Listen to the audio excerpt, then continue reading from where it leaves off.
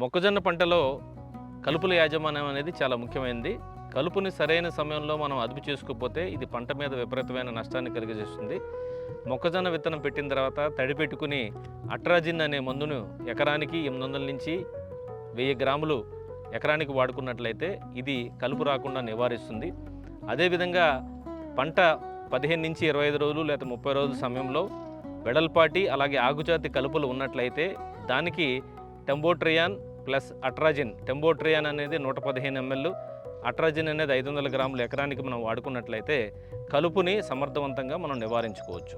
మొక్కజొన్న పంటలో సూక్ష్మ పోషకాలు మనకి ముఖ్యంగా వస్తూ ఉంటాయి. ఈ సూక్ష్మ పోషకాల్లో జింకు లోపం అదేవిధంగా భాస్వరం లోపం అనేది ముఖ్యమైనవి. జింకు లోపం కనుక వచ్చినట్లయితే ఆకుల మీద పసుపచ్చ లేదా ఆకుపచ్చ చారలు వస్తాయి.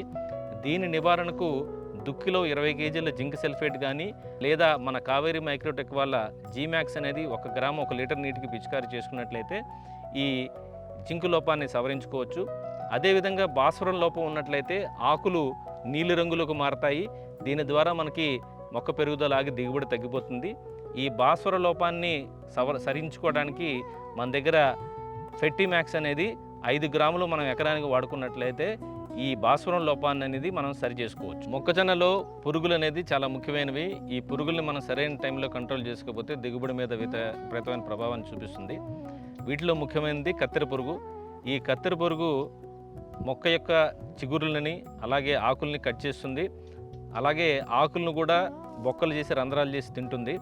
ఇది సరైన సమయంలో కంట్రోల్ చేసుకోకపోతే దిగుబడి మీద విపరీతమైన ప్రభావం చూపిస్తుంది.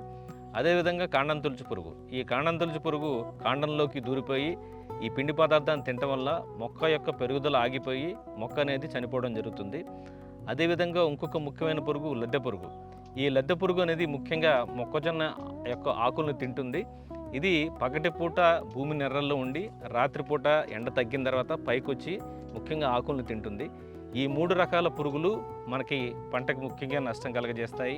కత్తెర పురుగు మరియు ఇతర కొరికి నమిలే తినే పురుగుల నివారణ కోసం మొక్కజొన్న పంట 7 నుంచి 10 రోజుల టైంలో వాటి ఉధృతిని తెలుసుకోవడానికి ఎకరానికి 10 నుంచి 12 లింగాకర్షుల బుట్టలు పెట్టినట్లయితే ఆ రెక్కల పురుగులను బట్టి మనం ముందుగా ఈ కార్బోఫ్యూరాన్ అనే గుళికల్ని ఎకరానికి 5 నుంచి 8 కేజీలు సుళ్ళు పడే విధంగా వేసుకోవాలి.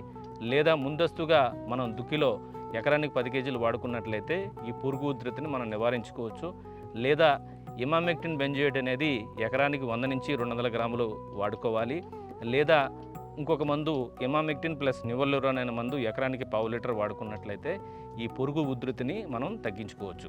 ఇంకా తర్వాత మొక్కజొన్న పంట అనేది 35 నుంచి 45 రోజుల టైంలో మళ్ళీ కత్తెర పురుగు కానీ లేకపోతే లద్దె పురుగు కానీ ఏదైనా పురుగు కనిపించినప్పుడు దానికి 2వ దఫాగా స్పినోటోరం అనే మందు ఎకరానికి 150 నుంచి 180 ml వాడుకున్నట్లయితే ఈ పురుగు ఉధృతిని తగ్గించుకొని మనం పంటని సంరక్షించుకోవచ్చు. మొక్కజొన్న పంటలో వచ్చే ముఖ్యమైన తెగుళ్ళు మనం తీసుకున్నట్లయితే టార్సికం ఆకేంటు తెగులు. ఈ తెగులు వచ్చినట్లయితే ఆకుల మీద గోధుమ రంగు మచ్చలు వస్తాయి. అదేవిధంగా షీత్ బ్లేడ్ లేదా పాంపొడ తెగులు. ఇది వచ్చినట్లయితే ఆకుల మీద వలయాకారంలో మచ్చలు వస్తాయి. అదేవిధంగా రస్ట్ తెగులు. దీని వలన ఆకుల మీద ఎరుపు లేదా గోధుమ రంగు మచ్చలు వస్తాయి. తర్వాత ఇంకొక ముఖ్యమైన తెగులు మనం చూసుకున్నట్లయితే ఫుజేరియం కాండం కుళ్ళు తెగులు. ఇది వచ్చినట్లయితే కుళ్ళిపోయినట్టు అయిపోతుంది మొక్క ఎదుగుదల అనేది ఆగిపోతుంది. వీటి నివారణకు ముందస్తుగా మనం దుక్కిలో ఈ ట్రైకోడర్మా విరిడి అనేది పశువుల ఎరువుతో కలిపి మనం వేసుకున్నట్లయితే ఈ తెగుళ్ళు రాకుండా ఉంటాయి. ఒకవేళ మనకి ఈ లేత దశలో కనుక ఈ తెగుళ్ళు కనిపించినట్లయితే దీనికి మ్యాంకోజెబ్ అనేది 500 గ్రాముల ఎకరానికి లేదా ప్రాపికోనజోల్ అనేది 250 గ్రాముల ఎకరానికి వాడుకున్నట్లయితే ఈ తెగుళ్ళు నివారించుకోవచ్చు. లేదా పాంపొడ తెగులు ఎక్కువగా ఉన్నట్లయితే దానికి వ్యాలిడమైసిన్ 250 ml లేదా హెక్సాకోనజోల్ అనేది 250 ml ఎకరానికి చొప్పున మనం వాడుకోవాలి. తర్వాత ఈ తెగుళ్ళు ఉధృతిని మనం తగ్గించుకోవడానికి మనం పంట మార్పిడి ఒకటి చేసుకున్నట్లయితే మనం తెగుళ్ళని ఉధృతిని తగ్గించుకొని మంచి దిగుబడి తీసుకోవడానికి అవకాశం ఉంటుంది. కావేరీ కంపెనీ వల్ల 83-33 అనే హైబ్రిడ్ రకం గురించి మనం తెలుసుకుందాం. ఈ పంట 110 నుంచి 120 రోజుల్లో చేతికి వస్తుంది. ఒలిపిడి శాతం అధికంగా ఉంటుంది. తర్వాత ఇది బలంగా నిలబడే సామర్థ్యం కలిగింది. వర్షానికి అధిక వర్షాలకి గాలి కూడా తట్టుకుని నిలబడుతుంది. కండె చివరి వరకు గింజలు వచ్చి కండె మంచి పొడవుగా వస్తుంది. గింజలు అనేది మంచి నారింజ రంగులో ఉండి మంచి ఆకర్షణీయంగా కనపడుతుంది. తర్వాత ఇది ఎండు తెగులు తట్టుకుంటుంది. ఈ విత్తనం మధ్యస్థం మరియు అధిక అంటే నాణ్యమైన లేకపోతే ఉత్తమమైన యాజమాన్యానికి ఇది అనుకూలమైంది. తర్వాత ఇది ఖరీఫ్, రబీ 2 పంటలకు కూడా ఇది అనుకూలమైన విత్తనం. రైతు సోదరులు అందరూ కోత వచ్చే సమయంలో 20 నుండి 25% వరకు ఉన్నప్పుడు కోత కోసుకొని కండెలను ఎండలో ఆరబెట్టుకోవాలి పలచగా.